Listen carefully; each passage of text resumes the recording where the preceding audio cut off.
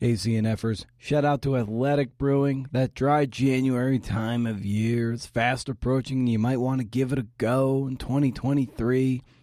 It's some of the best non-alcoholic beer I've ever had. I'm a little bit of a brand ambassador, and I don't get any money, but just go visit athleticbrewing.com. Use the promo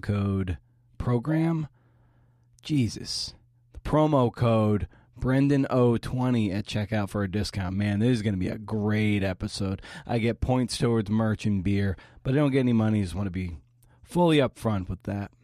Lest you think I'm making a mint, since I have a teensy bit more time on my hands, if you leave a review over at Apple Podcasts, I'll give you a complimentary edit of a piece of your writing of up to 2,000 words. Once your review posts, usually takes about 24 hours, send me a screenshot of your review to creativenonfictionpodcast@gmail.com, and I'll reach out to you and we'll get started. Who knows? If you like the experience, you might even want me to help you with something a little bit more ambitious. Well, when you're doing narrative nonfiction, when you're doing reporting, the book turns on the reporting. I mean, the book is built from the reporting, and the more, the better reporting you do, the deeper you go. That's the building block of the story.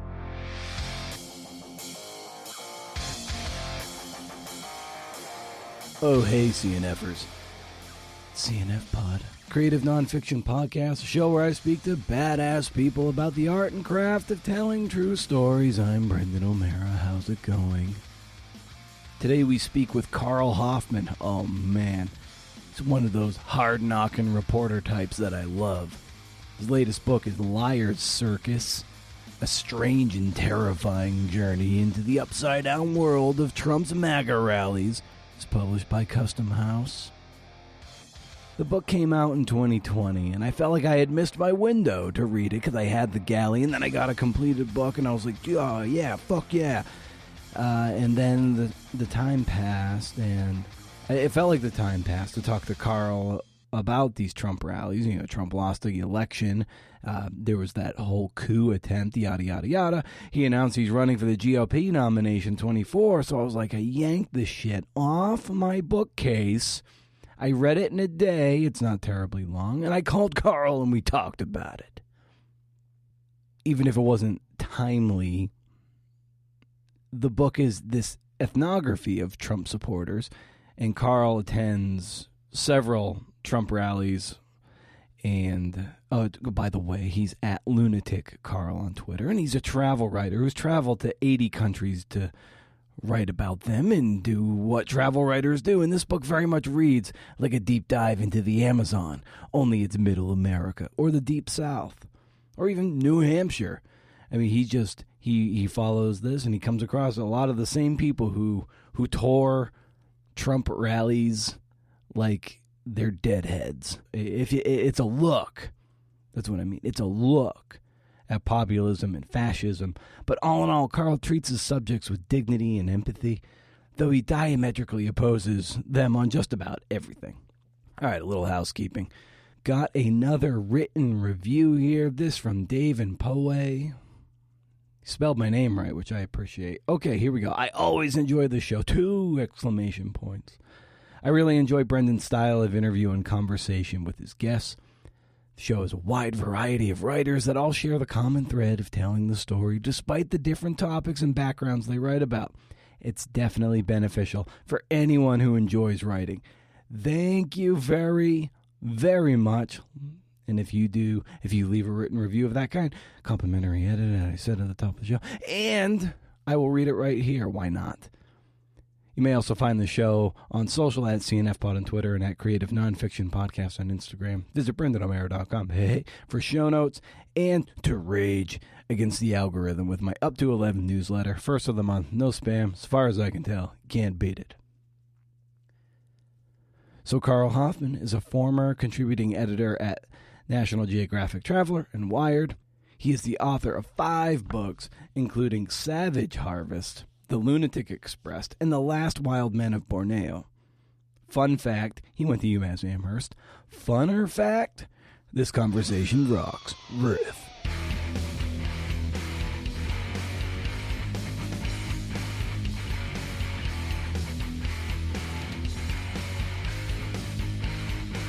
Yeah, it's short too. It's only 50,000 words. It's about half the length of most of my other books. So, and it's meant to be read fast. I mean, I think it's people go, "Oh my God, I can't read. I don't want to read about Trump." But I think it's different from every other Trump book. It takes you really into the world of these people, in this crazy world of all these people. But I hope also explains how, to some extent, really, why, people are so obsessed with Trump, and, where that passion comes from, at the same time as it's sort of a fun, weird, rollicking read. Like, it's funny in a way, in this sort of sick, sad way. Yeah.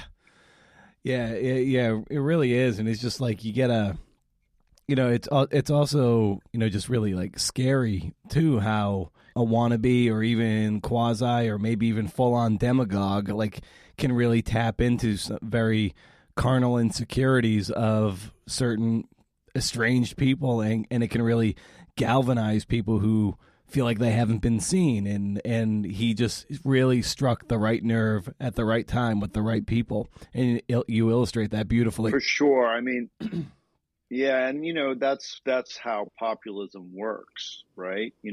There's this guy who comes along and says what everybody's been feeling. I mean, I kind of liken it to babies. A baby like is hungry, and it's tired, and it's cold, and it doesn't have words. It can't articulate those things. It just feels unhappy. It's suffering. And mom comes, so it cries, and mom picks it up and figures it out. And it's like all of these people were suffering. They felt these things, but they didn't know, they couldn't really articulate it. And then Trump came along and just articulates it so perfectly. And so they glom onto him. They're attracted to him. They become in love with the person who's articulating their suffering.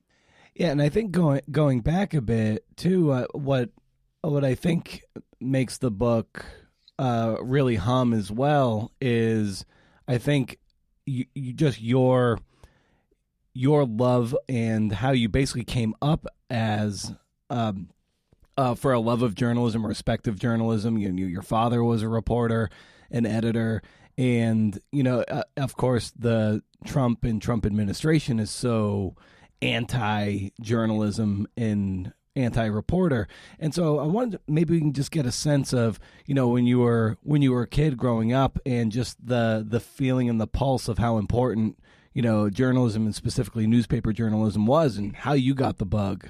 Yeah, I mean, my dad was, both my parents. My mom was born on a farm without running water in North Dakota, and came to DC when she was 5, because my grandmother was from a big family, had a sister who got married to a one-term congressman. And so during the Dust Bowl and Roosevelt years, he was in DC, and he got my grandfather a job in the USDA in the agriculture department. So they came off this struggling farm to DC. And, my dad was from this Orthodox Jewish family in Rhode Island, that owned a bar. I mean, no one had been to college or anything. And, my parents both, sort of had this sort of weird, freakish love of books and learning and journalism. And, they actually met in the 1950s at this thing called Congressional Quarterly,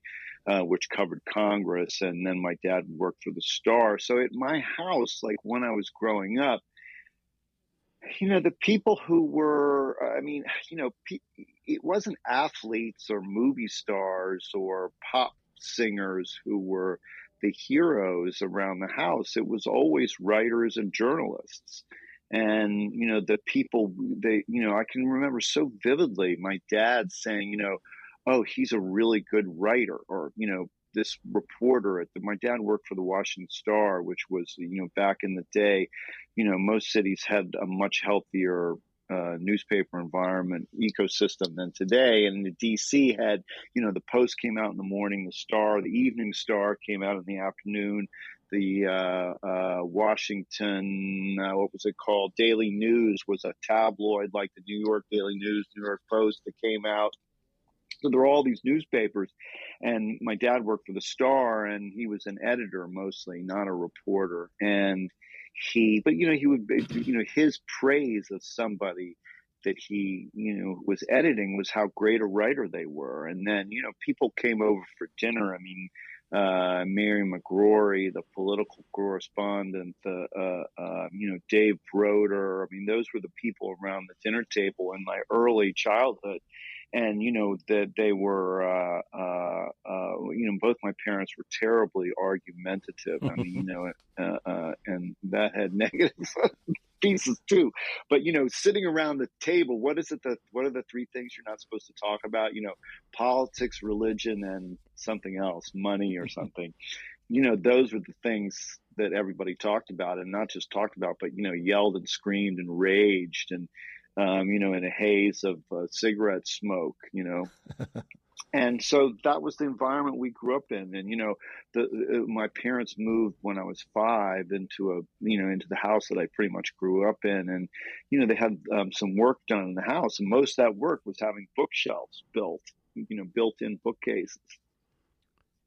So that was the place. And so, and then later my father went to work in the Hill. But, now people talk about, politics and journalism, or certainly at least on the right, in such cynical terms. But, for me, in the world in which I grew up in DC, it was the opposite. I mean, my dad would love politics, and he loved journalism. And to him, those were the most honorable professions in the world. Later he went to work in the Hill, and sort of at the nexus of politics and the press, journalism and politics. And those were the best people doing the most important work.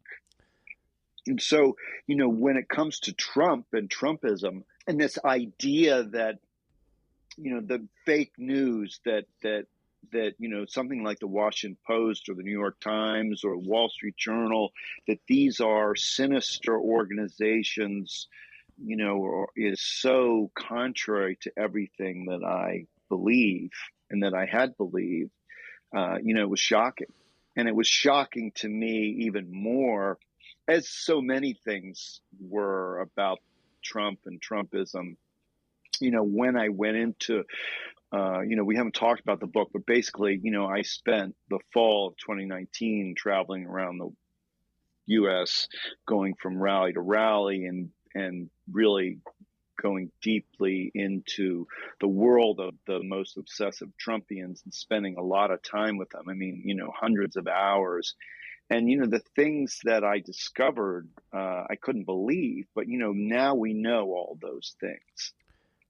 Like the first chapter in the book, I'm sort of shocked at how prophetic it was. It was all about the power of the mob and, the threat of the mob. And, that's what ultimately happened. And at what point do you want to pursue journalism, be a reporter, and specifically someone who is a bit of a globetrotter? Yeah, that's a really good question. And I, in this world in which I grew up, writing and books were omnipresent. I mean, they were always there, and we were always talking about them. Did I want to be a writer when I was 10 or 15? Not really, but yet it was also, people ask, why do, the kids of actors become actors? Or, the sons of, or the children of journalists become journalists. I mean, it's because that's what you grew up with, and and it's just like in your blood, and you understand the business. So I didn't really, in my early years, to be honest, I was a terrible student. I went to DC public schools. I was, a deep minority in an overwhelmingly urban Black public school system. That was undergoing a lot of turbulence. The years of busing in the 1970s, and school was a dangerous, frightening place a lot.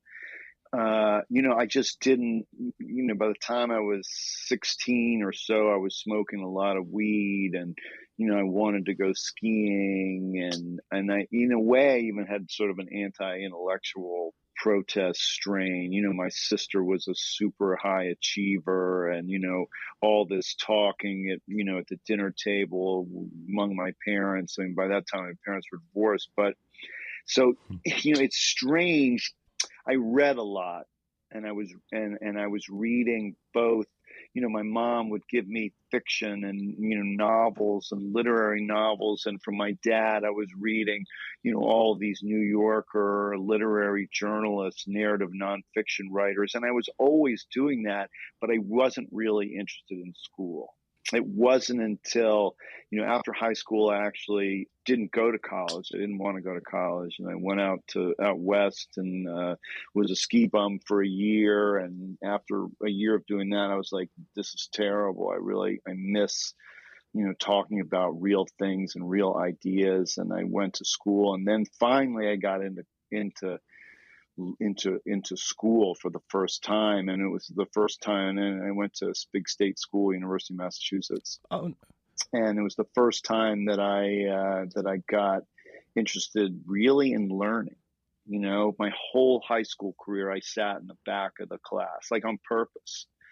And when I started going to college, I started sitting in the front of the class, and that was a huge change for me. And writing papers but still I was more interested in politics in those days. And really through my senior year in college, or my junior year in college, and I had these political jobs, a job at the AFL-CIO between my sophomore and junior year, and then between my junior and senior year, I worked for Paul Sarbanes, liberal senator from Maryland, on his reelection campaign. And then that summer I met a woman and I fell in love with her, and she had traveled all over the world already, not all over the world, but all over Europe and in Mexico. And her father was a writer and a freelance writer. And, by then I was already reading, like I'd always read a ton of adventure books and, T. Lawrence and, Thiesager and, I was obsessed with all those. And somehow in that moment, that summer, it all came together and I abandoned politics completely and graduated from college and went traveling, and I never looked back, and I wanted to be a writer from that moment. Excellent. Well, and as you kind of progress through your travel writing and the journalism you're doing, and then through, I would say, like the mid 2000s and then the late 2000s, things start to really, really contract and shrink a bit. So, like, how have you, tried to, stay afloat, stay relevant, and not get too bogged down by the shrinking footprint that, you came up with? Well, it wasn't so small when you were coming up. As things were shrinking, you're still trying to get work out there. How did you stay positive in the face of that? Yeah, I've been lucky. I've been really lucky. I don't know that there was any real, plan, but it took me, because I had no, I'd gone to DC public schools. I went to UMass. I had no, elite education. And, I did have this, but, from my parents and my girlfriend who became my wife, father who was in the business. And so, I had this sort of sense of knowing a little bit what to do to some extent, but I didn't really, and I never, at UMass, I never took a journalism class, and I didn't never tried to work for the newspaper. And so I didn't really know what I was doing. And I had this sort of fanciful dream that I wanted to be like a New Yorker kind of writer, and a travel writer. And, I wanted to be V.S. Naipaul and McPhee sort of. And so I didn't really know what to do. So I started, my girlfriend and I had traveled around after we got out of college, and I just sat down and wrote a story. and I sent it into some Sunday newspaper. In those days, this was before the internet.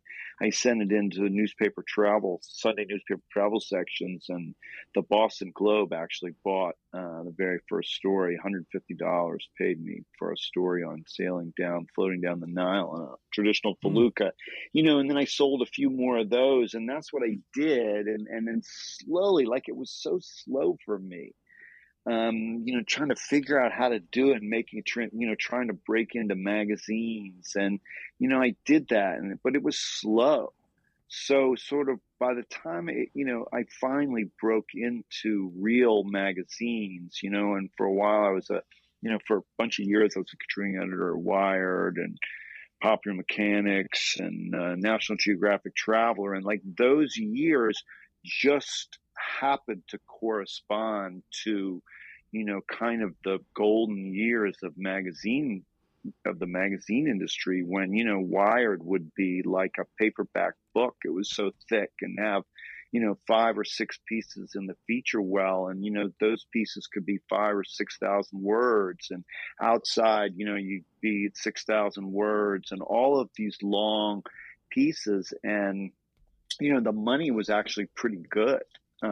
People talk about how hard it is to make a living, and it's really hard for sure. But at the same time, that's all I did, and basically supported a family. My wife worked as well, for herself. And, and I wanted to write a book, and I got my first book contract for very, very little money in 2000. Well, the book came out in 2001, so, probably 1999 or something. I got that book contract, and, it was based on some magazine stories that I did. I had to do some additional reporting, but, and then after that came out, that book kind of helped my magazine career, even though the book itself, the Times, it was completely ignored, and it's now long out of print.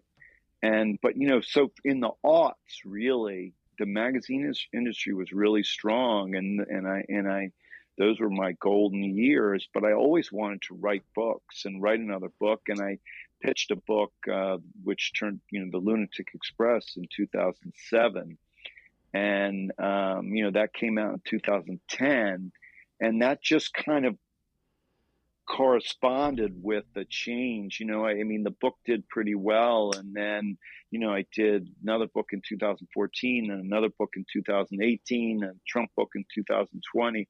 So my book writing career kind of just took off as magazines were dying, but that wasn't by design. It was just coincidence. Right. Do you think, growing up and having, one of the first things that your parents were installing in the house were all these bookcases, do you think like that there was an element of you to be like, oh, and being surrounded by books, you're like, man, I like that's something I want to do someday. I want to be up on those bookcases. Yeah, for sure. It was, and, though my parents were book people, and journalists, my mom actually became a children's librarian. So, her whole career was recommending books to people. None of them had written a book. Nobody had ever written a book in my family. So the idea of writing a book was this, incredible, like an impossible dream to me. It was like, being Messi and winning the World Cup, or, winning an Academy. Well, we're talking about winning awards, but just being something, it was the apex of what I imagined, if I could be anything or do anything, it was to publish a book. I'm not even talking about winning an award with that book, but just writing a book seems so incredible. And I can remember, occasionally like meeting someone who wrote a book, or meeting the man who became my father-in-law, and he had published these books, and I was like in such awe of that. So, that there was both the idea that was something, it was both that kind of hallowed goal on the one hand, but also, and I didn't really know that or think that I could do it, but yet there was also the idea that maybe I could do it, that was there maybe more for me than it would have been for many people who grew up in a completely different circumstances. And I admire those people. Like I'm so fascinated how somebody who went, who lived and grew up in a house without books becomes a writer. And there, a moment ago, you mentioned John McPhee too. He's something of a hero of mine. Eat up all his work. And when you were turned on to McPhee, what was it about him and his work that really resonated with you? Well, I mean, McPhee is kind of the master of, you look at a book like Oranges or something, where he's really writing about something that's not inherently, it wouldn't seem inherently interesting, but through incredible reporting and reportorial detail, and then and builds a story that is compelling and interesting. And it also, at a craft level, I mean, every sentence is so beautiful, and it reads so beautifully, and every comma and every punctuation mark seems perfect. And that was always that was the hallowed thing. Again, maybe a corner kick if you were a soccer guy, a football person, like an amazing, but that, being able to do that, the highest level of the craft, was just, there's a whole shelf of McPhee books on my bookshelves. But McPhee was an early person. Like, my dad gave me McPhee. I think the first one I read was Levels of the Game. But later, McPhee, later was other people, really. It was people who were doing narrative nonfiction journalism, but in more distant places. I mean, everyone from Naipaul, Tony Horowitz, Bill Finnegan, the New Yorker.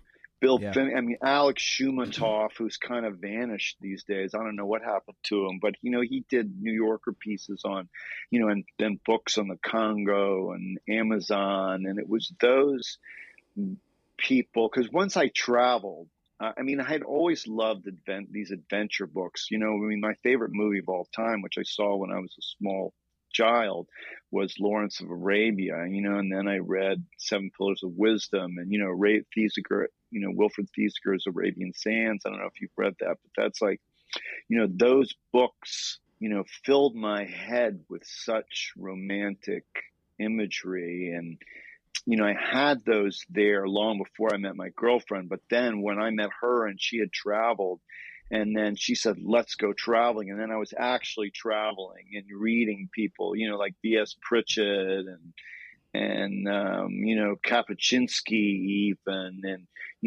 that sort of when it was like, oh, I could, I don't have to row a boat across the Atlantic in order to sort of have, just traveling and writing were, there was great writing and great narrative journalism, coming out of that place. And that's what I wanted to do, and I loved being out in the world, and I loved being able to burrow deeply into, back to McPhee, I don't know why this is, but I, love the idea of really, really deep reporting that, and writing, nonfiction reporting that takes you so deeply into a place and a person that, that you're there, that it's like a novel. And that's what I wanted to do. And I felt like I had an ability to do it even before I knew I had an ability to do it. Like, I always, maybe because of the high school that I went to, junior high and high school in the world, it was kind of, you had to be really street smart, and the way I was brought up, and my ideas of the world, my sense of, I have sort of an insatiable curiosity. I mean, I'll eat anything, I'll pretty much do anything. And, I felt very comfortable out in the world, as it turned out, when I went traveling. And that, I just had this sense that I could go into whether it's, the being on a freighter, merchant freighter, and living in that world, and drawing people out who worked in that world and kind of understanding them, or whether it's in the Congo or in, a swamp in New Guinea. Like, those were my places, and I wanted to kind of excavate those worlds. What struck me about what you said, and I think maybe a lot of people who get into nonfiction writing, maybe not a lot, but a certain subset, are driven by a lot of, let's say very voicey writers. You're like, oh, those pyrotechnics and those fireworks seem really cool. But what I gather from you is like, I'm not even sure I know what that means. But anyway, oh yeah, like a David Foster Wallace, or people who are just like, who I've never read. Writers of that nature who really kind of pop off the page and are almost like Diddy, very performative. And what I hear from you too is like curiosity is your ultimate driver, and I really like hearing that, because I think that's where the best narrative journalism comes from, is just the writer and the reporter's insatiable need to find out what these people are like, wherever those people are and whoever those people are. Well, when you're doing narrative nonfiction, when you're doing reporting, the book turns on the reporting. I mean, the book is built from the reporting, and the more, the better reporting you do, the deeper you go, that's the building block of the story, and it's not that way with a novel, for instance. I mean, it's like because I've been working on this novel for the last 2 years, the two ways of doing things really stand out to me. But, it's all about the reporting, and, that's, for me, that's the hardest part. That's the most challenging part. But it's the part that makes the biggest difference. I mean, talking about the Trump book, any one of my books, but like the Trump book is a perfect example. I had this idea that I kind of wanted to go into this world, and it was built around the rallies, and I knew that there was all of this kind of tailgating and everything. But so my very first rally was in Minneapolis, and in October of 2019, and I went the day before the rally. I got there because I knew people, and I went and scoped out the stadium, or the arena where it was being held, and I found like 20 people that were already gathered there, maybe a little bit more. And I sort of checked them, and I was like, okay, people are starting to gather. And I left, and I went home. I had a good night's sleep. I got up very early the next morning, like 6 a.m. in the morning, and I got to the stadium, and there were 1,000 people already in line. And I was like, spent the whole day there, but ultimately that wasn't good enough. That wasn't enough, and then I went to Dallas like a couple days later, and the same thing. Like I went to this time I was like, okay, I'll go the night before. And so I went and I got in line, but I was already too late. I was already hundreds of people back. Maybe 1,000 people were already in front of me, maybe 800, I don't know. And I spent that night, but I realized it wasn't enough. And it was punishing. Like, the last thing I want to do was spend the whole night sitting in a fucking camp chair in at a Trump rally outside on some street corner or parking lot. It's suffering, but I was like, I'm not really getting what I need. So the next one was in Tupelo, Mississippi. So in Tupelo, I got there 3 days early, and I drove to it was kind of raining and chilly, and I drove to the parking lot, and I didn't really see anybody. There were no cars, of this big stadium. Well, Tupelo is small. It was like 10,000 seat, basketball arena, but big, parking lots, and then, if you go to a Trump rally, the lots are full. Well, nobody was there. And, I went walking around, circumnavigating the arena, and there I found them. And there were 5 people there. And I was like, oh my God. And they were camped there. Like, they were not in tents even. They were just sitting in their folding chairs in line. And this was 3 days before the rally. And I was like, oh my God, the last thing in the earth that I want to do is sit here for the next 3 days. And it was like 7 o'clock at night or 8 o'clock at night. And I was like, I'm going to have to spend, but I was like, this is what I need to do.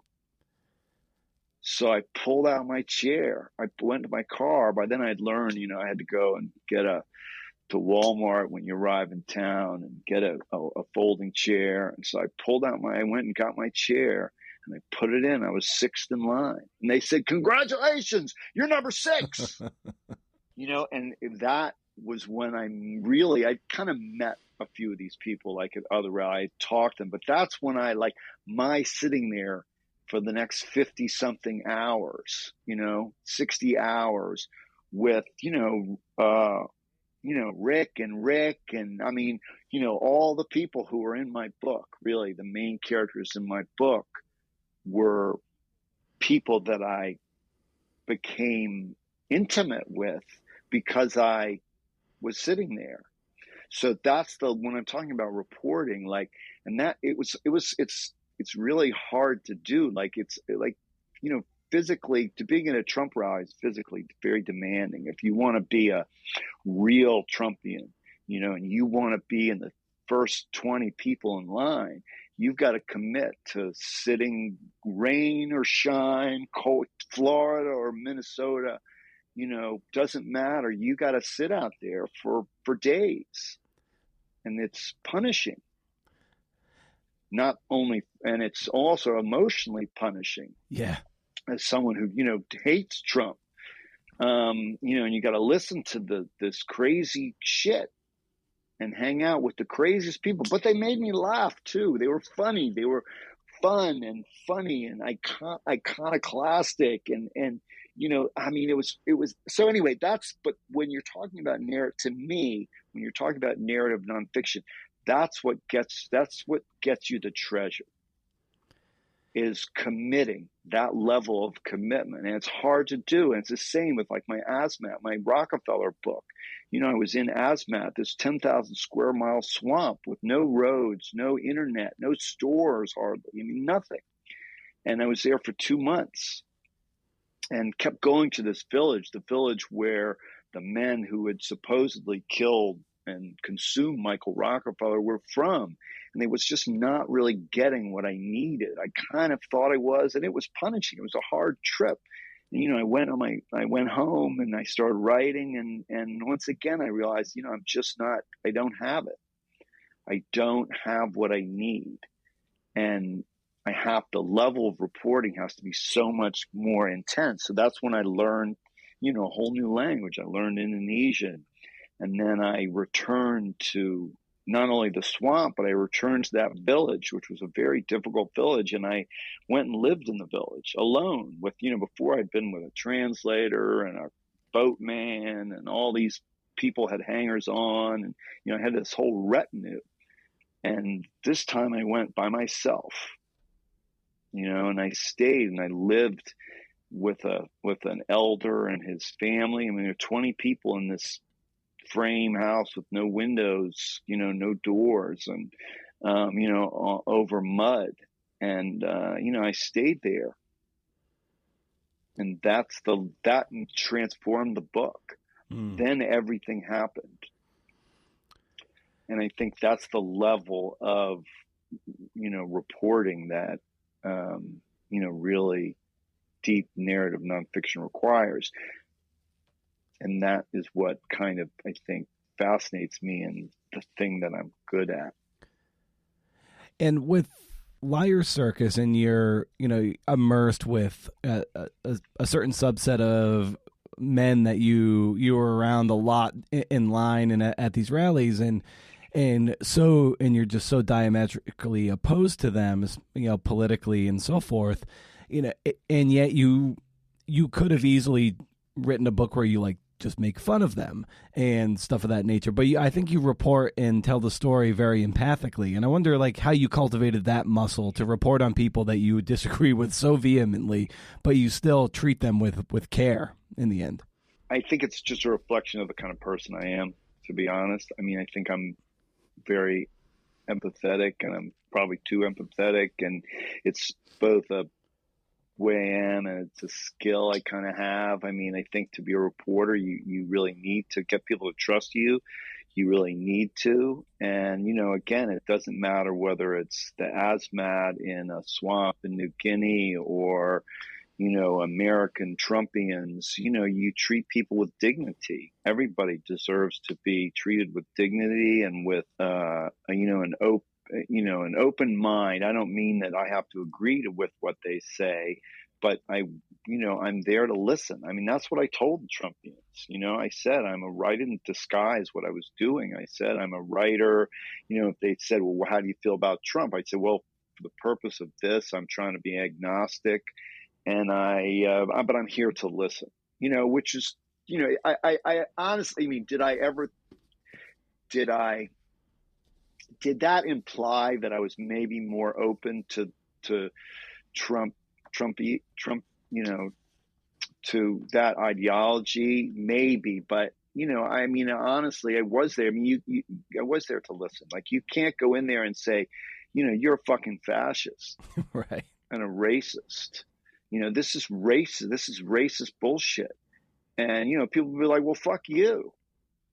Get out of here. Yeah. Now, I didn't agree with them, and if you say anything about racism, for instance, people, they will always say, oh, we're not racist. We're not racist. So I just think that's what being a reporter is. I mean, you're not lying, but you're walking a narrow line between being, sort of available and open-minded and open-hearted and, open-eared, and then, you employ flattery, of course, just by being there in a way, and listening. And everybody wants to be listened to. People aren't listened to enough in the world. And one of the great sort of surprising, but it shouldn't be surprising, things about, for instance, Trump world is that, you're in a stadium and Trump, there's especially in a big stadium, if it's a 20,000 seat arena, there's this set of bleachers toward the back on the floor, which is the press gallery. And, and then there are tables around that. So there's this whole cordoned off area, and there could be, during the campaign, there could be several hundred journalists there, and television cameras and everything. And Trump starts riffing off of them, and saying the fake news and horrible, and it's like they're foils for him. And people are booing and screaming and looking at things, boo, thumbs down. But, the minute a reporter comes over to any Trumpian at a rally with a camera or a pad or a tape recorder and says, just comes over to them, I mean, they'll jump up ready to talk. They can't wait to talk. They can't wait. They'll talk to the Washington Post and the New York Times just as readily as they'll talk to Newsmax. Because people want to be known and heard. And people, people's ego is at play as well. Mm-hmm. So, I mean, all of those things coming together, is why Liar Circus reads the way it does. And I also became friends with them. I mean, I'm still texting to this day with a couple of them. One of the characters in the book has been to my house, after the book came out. I made friends with them. And did you find that you had to really tiptoe around your identity as a maybe not as a writer, but as a journalist in this subset of people? Again, I didn't really have to. I mean, we didn't get into long discussions of what my political ideology was, but we really didn't get into a lot of political discussions even. That's the weird thing. Like, I Hmm. thought going into that book that I would be having these long, substantive political discussions with people around me about Trumpism and why they were Trump supporters.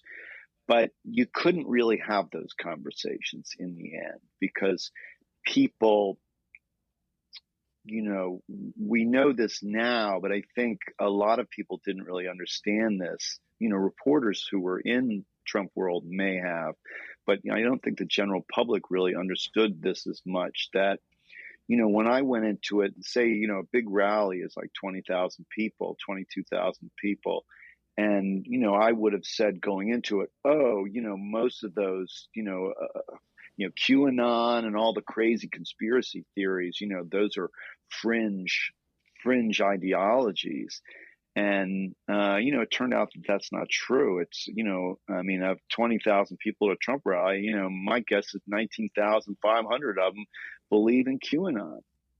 And they believe, in some way or another, all the craziest conspiracy theories.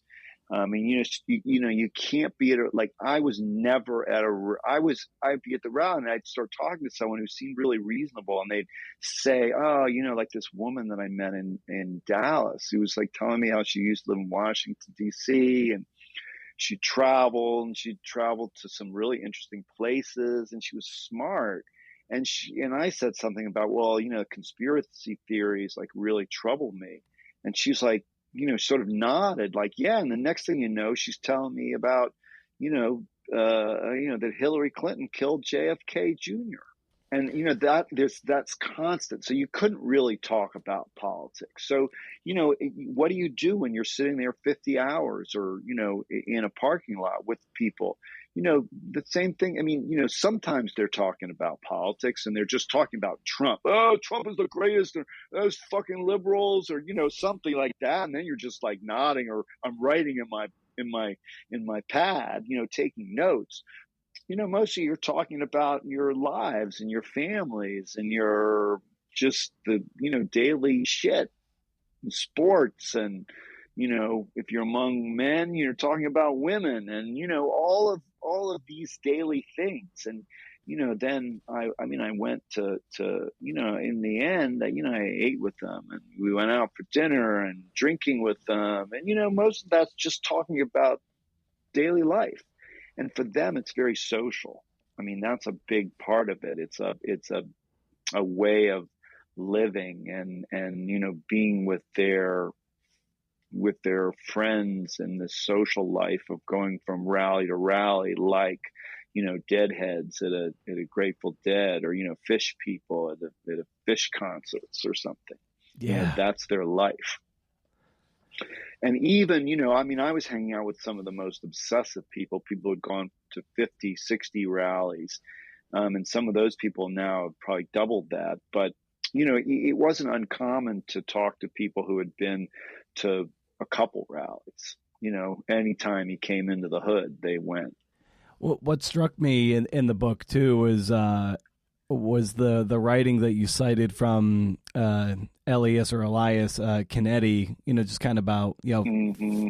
it just, this one little passage here where you cite, the autocrat's only true subject is the man who will let himself be killed by him. This is the final proof of obedience, and it is always the same.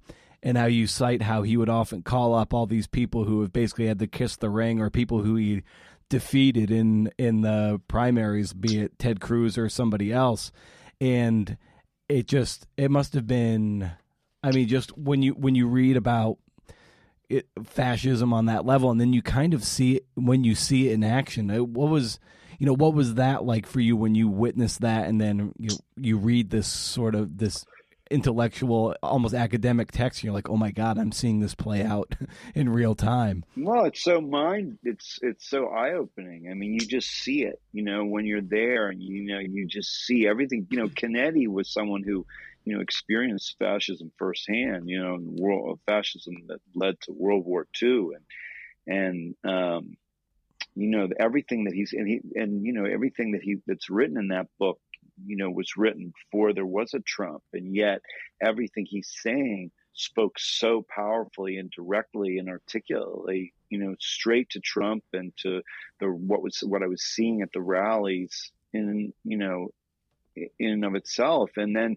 this whole idea, like, I'll never forget when I first saw Trump in Dallas, my first rally in Minneapolis, and I was sitting there and I was standing there because a lot of it's standing in the arena itself.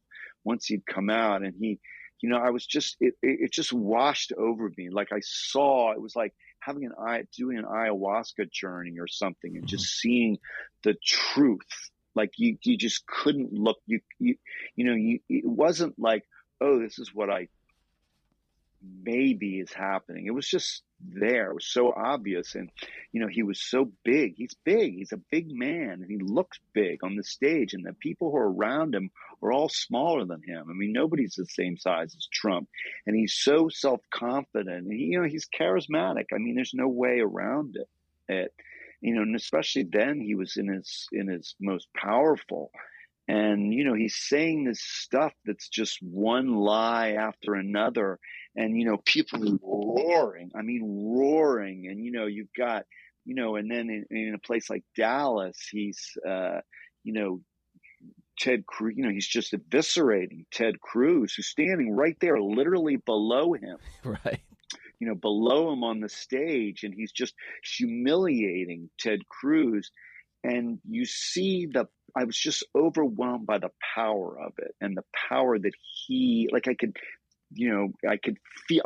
I was Trump. And for that minute, and I could feel the power that he felt and the adulation and the idea that he had gone out of the White House and gotten on his own private helicopter with saluting Marines and been flown to a military, Andrews Air Base, Joint Base Andrews, and he's gotten on, his own 747 Air Force One and flown to wherever it landed for a rally. And then, some of those rallies he gets on an Osprey, landing in this arena parking lot, or nearby. I mean, sometimes he actually arrives in the arena parking lot, and there's tens of thousands of people waiting for him, and everyone knows him, and everyone wants to touch him and be close to him, and everyone hangs on every single word. I mean, the power of that for me or for you, you can't even imagine it. But for a guy who's a pathological narcissist, it's like fentanyl, straight fentanyl right into his heart. And like I could see that and feel that. And I just felt this sense that Trump, he could never, and that's what happened. Like he couldn't let that go. He couldn't do it. Yeah, there's a quote in the book, I think it's from, Hunter Thompson. It's like, once you're president, there's nowhere else to go. Once you're the president of the United States of America, it's as high as you can possibly go. Yeah, you almost see it with athletes too. Like, Tom Brady, he can't give up football. It's just, he came back, he ruined, right, and football broke his family nothing. Right. Yeah. Football is nothing. Football doesn't matter how big a fan you are of football. Tom Brady may be God to some people, but there's a lot of people who don't give a shit about football and never turn and that's only in America. And Tom Brady has no power. Yeah. He has his power is, people want to be around him, and if, to a certain extent, but Trump is the president of the most powerful country economically and militarily and in the universe. That's, he's that power is unrivaled, and he has all the, the accoutrements of that power and all the symbols of that power every day, every minute of every day when he's president. And those rallies, are where that's the magic moment where it all happens and Trump is reconstituted. You can see it where he's like filled up. It's like plugging him into a Tesla supercharger, and he's like filled up, and he walks out of that arena. You can just imagine it. And he's like, fuck yeah. Yeah. No one is equal to me. No one. And that crowd, the power of that crowd that will do anything, and he can direct that crowd to the journalists. Boo! He can humiliate Ted. He's got, in New Hampshire, I went to a rally, and it was getting later in the process or something. But certain rallies, there's always the local down ballot people there, but at certain rallies are sort of more important than others. And I remember everybody was there. McConnell was there, and, the whole GOP leadership was there, and they were all dangled on a string. They were dogs on a leash, underneath Trump up on that stage. And so when all those people, had to vote about impeachment, they thought of those rallies. They thought of that humiliation. They thought of that power. And that's also why people couldn't believe, like, if you're in that world, you couldn't believe that Trump could lose, because it seemed like everybody, so many people were supporters of Trump. And you go to some anemic Biden rally, and that was just an illusion. The epigraph of the book by Christabel Bielenberg from the part is myself. It reads, by compromising, we could learn how each small demand for our outward acquiescence could lead to the next, and with the gentle persistence of an incoming tide, could lap at the walls of just that integrity we were so anxious to preserve. So what was it about that struck you to make that the epigraph of this book? Well, that is the story of Trumpism. As it happened, there were moments, Pence, for all of his, I'm not a big fan of Pence, but, he held the line that day when he, went ahead and certified the election under, enormous pressure. And, what is the Bielenberg speaks about a tide, at a certain point, there were some walls that held, but, if we were one, millimeter away from that not holding, and you can see all of those pieces falling into place from 2015 through the election and through January 6th, where, look at the tide that, that flooded the Capitol, bent on January 6th, bent on destruction. And, we were 1 inch away from Trump taking power illegally and staging a coup. And, you can look at one of the things that always, struck me, and I'm sure a lot of people, you wonder, like, how could Hitler take over Germany? How could that happen? Like, you just can't imagine people acquiescing and doing the things that they did. And lots and lots and lots of people had to do it over many years for it to happen. And you just but, we saw it with Trump, and we're seeing it today. Every single person, you can argue all day long about, right or left, or, the size of government, and whether, abortion should be legal or not. And I suppose those are all legitimate things to argue about, but you can't argue that Trump is a moral, ethical, competent human being who deserved to be president. And all of those, everybody who even today believes that he, supports Trump, they're traitors, and they're maybe traitors without understanding it. And that's one of the great tragedies of all this. They've been lied to, but they're accomplices.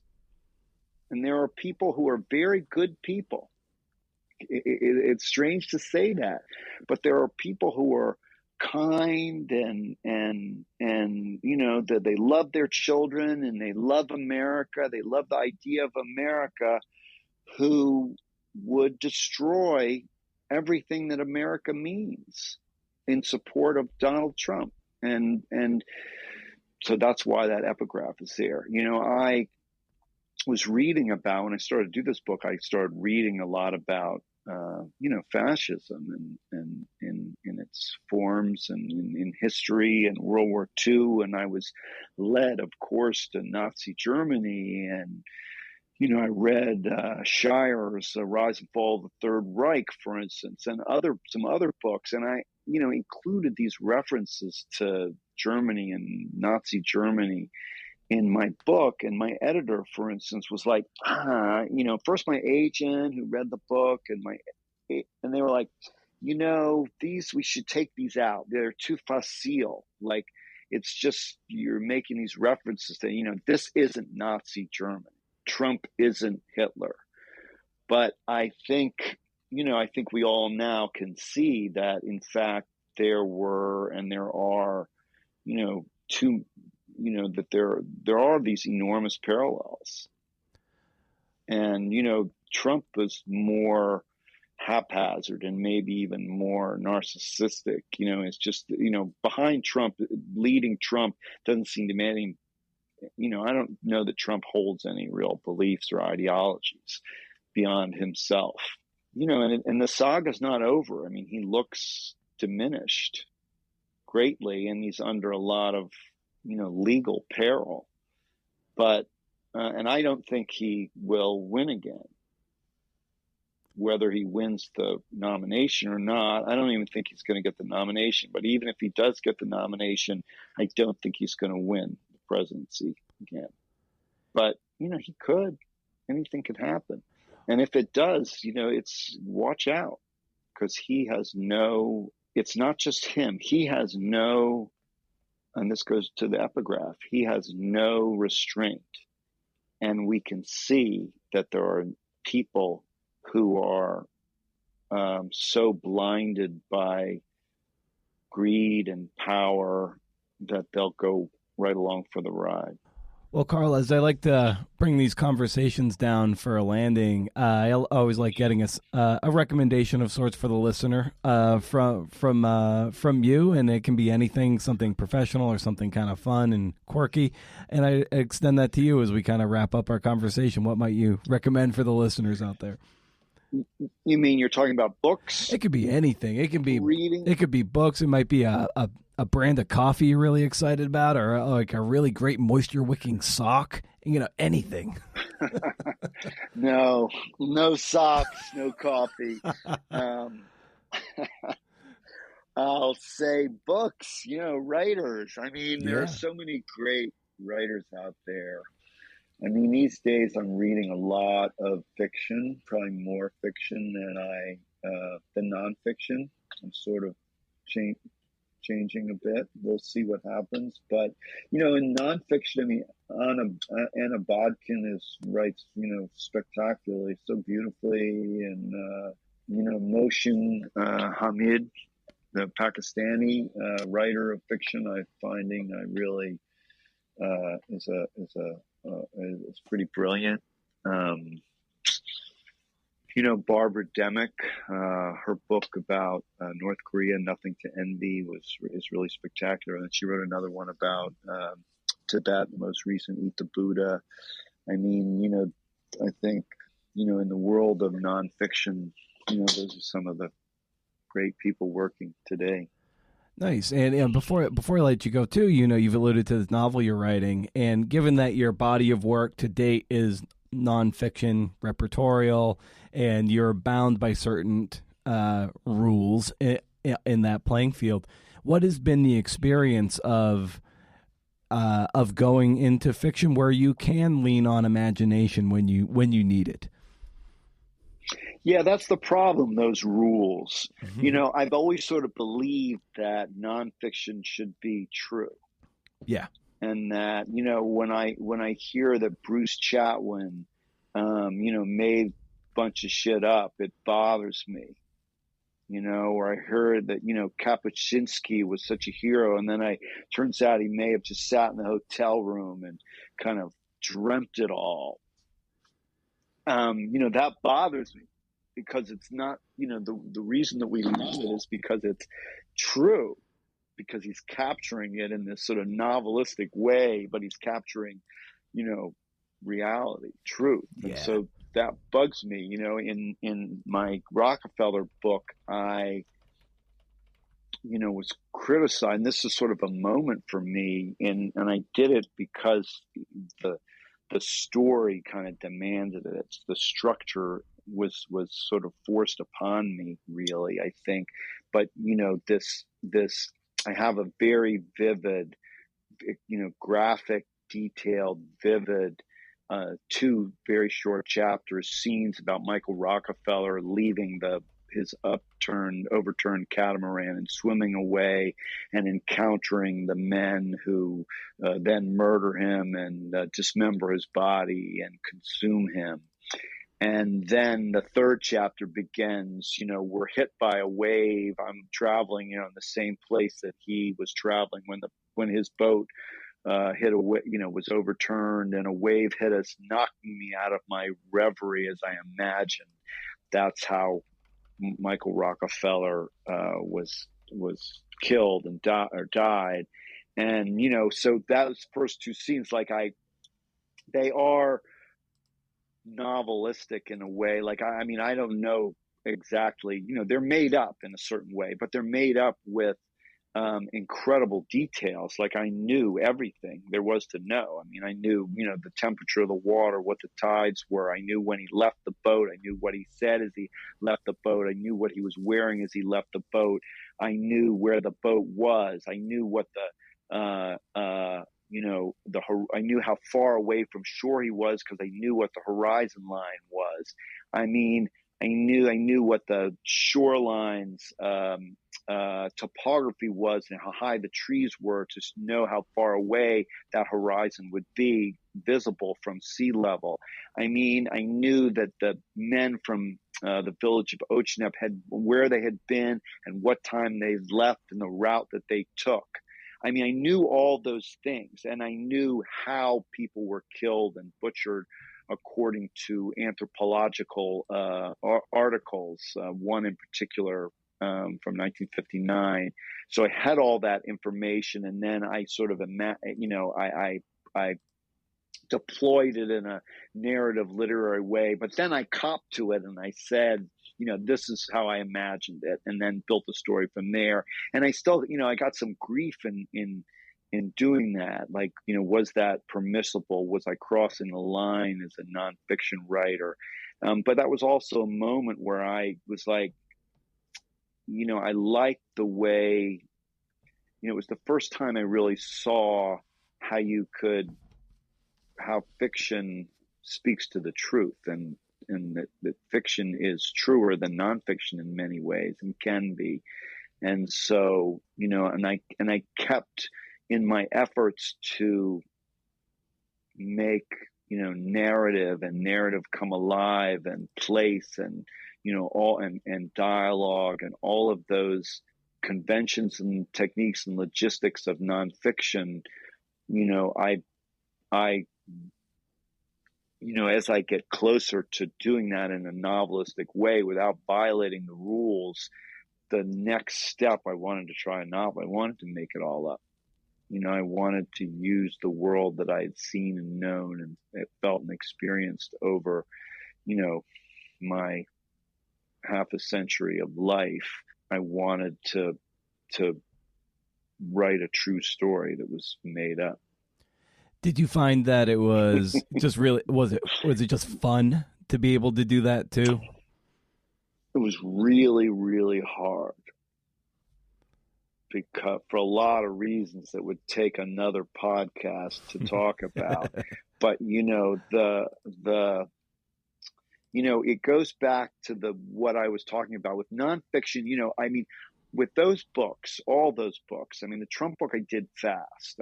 Because I had to. But like my Borneo book, my Rockefeller book. I mean, those books took a solid year and a half of reporting, and sometimes having, a researcher who was working simultaneously with me, working 20, 30, 40 hours a week. So by the time I sit down to write, like, you have everything all there. And with a novel, you have to invent all of those things. You have to imagine them, everything from whether, she's got blonde hair or dark hair or blue eyes or green eyes. And, every single thing is imagined, and it has to come alive. And, showing versus telling, in nonfiction, sometimes, there's showing in nonfiction, and that's important. But sometimes the most, like, you're in nonfiction, you're going for that sentence that just says that, like, you saying this, putting your finger right on the thing, the truth, this moment of shining the light on something. And the more specific, definite that you can say it, the better that moment is. Whereas in fiction, it's really different. Like, you have to imply that, you have to show that, you have to make you think, you as the right reader grasp that, maybe without even saying it. And that is really different and really, really hard for me. I mean, I think it's hard, period, but it was hard because I had to sort of like, I would just say something and then I'd be like, no, I'm just saying it. I'm not showing, I'm not showing it. And that was really, really hard. It was hard, it was just really hard. I mean, I haven't sold the book yet, so I don't know. Maybe I didn't do it well enough. Maybe I didn't succeed. I don't know. Well, I hope that the landing gets stuck, because I'd be fascinated to read it. And it's funny, on this podcast, I don't have novelists on the show unless, like, pretty much their body of work is nonfiction. And if they write a novel, I'm like, oh, cool, yeah. It's called the Creative Nonfiction Podcast. Exactly. So we can bend the rules a little bit, and so yeah, if that novel comes out, I'd love to read it, and we can talk all things about it, because get into the nitty gritty of that and the writing of that. That'd be a lot of fun. But until then, yeah, it would be fun. I mean, it's super. To me, it's really interesting. It's something that I'm still trying to figure out and understand, is these differences between fiction and nonfiction. Yeah. Awesome. Well, Carl, this is so great to get to talk to you about Liar Circus and about, the arc of your career to date. And it was a lot of fun just digging into how you go about the work. So thank you for carving out the time. You're welcome. Thank you. Oh, thanks for making it to the end, CNFers. Thanks to Carl for coming to play ball. Be sure you head over to BrendanO'Mara.com. Hey, sign up for the Up to 11 Rage Against the Algorithm newsletter, and consider shopping around at patreon.com/CNFpod. Show is free, but it sure as hell ain't cheap. If you like what you're hearing, go ahead, link up to the show, tag me or the show, and I'll be sure to give you some primo James Hetfield gifts. So I'm something of a closeted cartoonist and desperately wish I could be a cartoonist. It's not necessarily because I love to draw, or that I occasionally come up with like a funny quip, like this one drawing I did a while ago, and it was a gravestone with an epitaph that said "lived, laughed, loved." Come on, that's hilarious, and you know it, Melanie. It's because cartoonists don't have to talk to anybody. That's the best job perk in the world. Maybe I'm wrong. And if there's a cartoonist out there listening who does a lot of interacting with people, by all means, prove me wrong and put a stake through my heart. But the cartoonist, in my view, metabolizes culture, and then through their wit and whimsy, comment on it with a crudely drawn panel. But it's, see, the drawing doesn't really even matter. It's the writing that makes cartoons pop. And if you can be a tremendous artist on top of that, great, but it's the writing. It's always the writing that makes cartoons funny. This past week on my never used personal Instagram, This American Life, get it? I drew a series of little cartoons that were middle-aged mutant Ninja Turtle. Crude drawings of Michelangelo going to work on the subway, Leonardo passed out drunk on his couch, Dad bod Donatello eating pizza, and Raphael in a cubicle typing at his laptop with a little pennant on his cubicle wall that says "Go Terps," the Maryland Terrapins. And relatively speaking, a lot of people liked them and shared them and commented on them, even though it was just in stories. And it was better than anything I've ever done in my entire life. And I didn't even have to talk to a single person. You might be like, well, then why are you a journalist? To that I say, I have no fucking clue. But you might ask, why do you host a podcast where you literally talk to people? Again, I have no fucking clue. Maybe it's because the more I talk to other people about their lives, the less I have to actually examine my own. There will come a day when I get away from nonfiction as a vocation, because talking to people makes me so anxious and drains me so much that I wonder why I torture myself. Like when I have an early podcast to record, I can barely sleep the night before. And I am truly curious about other people and how they do what they do. But after every conversation I have, I want to go to sleep for like 10 hours. So I wish I was a cartoonist, which is probably the only way I'd ever get published in a place like the New Yorker. Anyway, because I'm not a great journalist. Okay, I'm definitely a better drawer than I am a writer. And I'm an okay interviewer, but like I said, it kills me to speak to people. Thankfully, it's 99% remote, because if they were in person, I would die. The other day, we had to go to a holiday party, and I told my wife that it's cruel and unusual punishment to make introverts go to parties and see people in public. Yeah, she's the same way. She agrees. Thankfully, she's a supervisor, and nobody wants to hang out with their supervisor, so we were spared for having to socialize for any longer than 45 minutes. I sat at the end of the table, had a kombucha, because if I drink, then I'll start talking. And no one wants to hear that. So this took a turn I didn't see coming. Visit patreon.com/CNFpod if you want to support the podcast. And if you can't do interview, see ya.